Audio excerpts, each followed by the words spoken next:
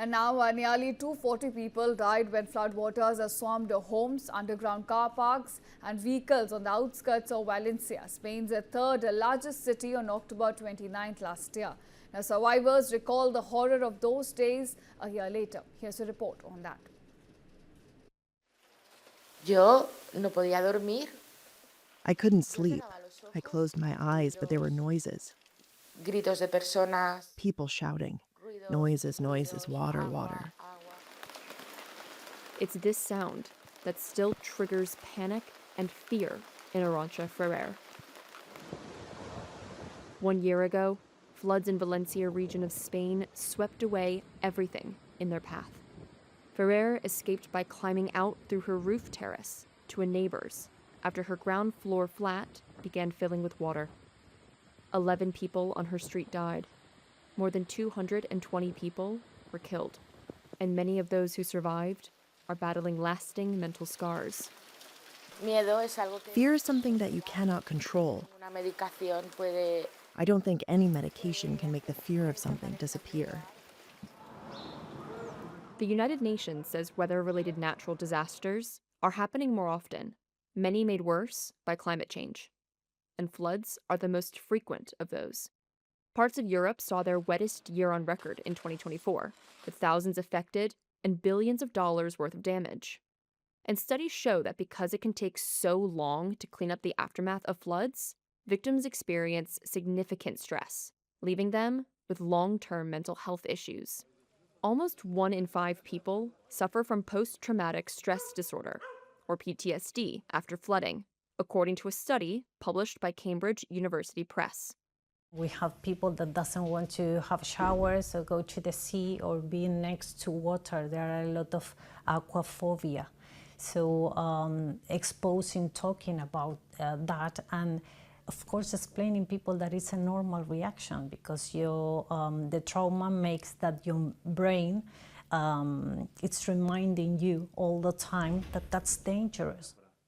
Julieta Mondo is part of a special mental health emergency unit created by the Spanish government since the floods. She says treatment involves explaining to people that their reaction to rain or water is natural and gradually exposing them to their fear.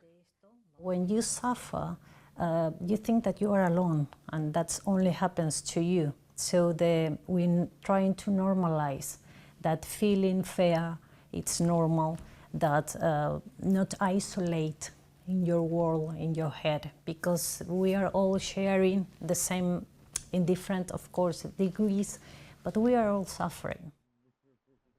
After the floods, Ferrer said she couldn't sleep.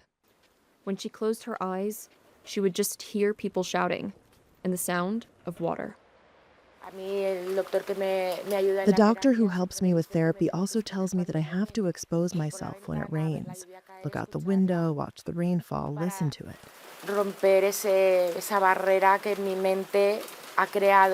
To break down that barrier that my mind has created around the sound of rain, like now when it's raining really hard.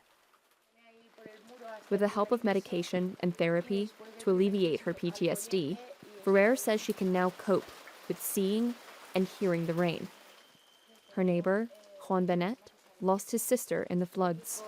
He says he felt no connection with a therapist who hadn't experienced what he had. She slipped away through my fingers. That's why I'm asking, what medication could I take?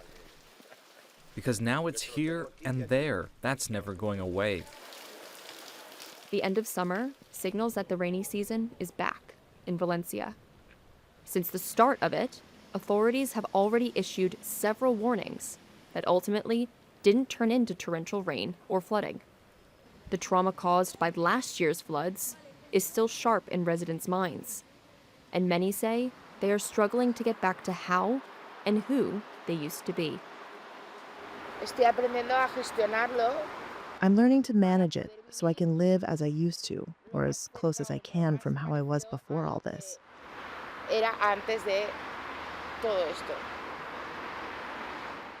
But I don't think any of us who have been through this are going to forget it.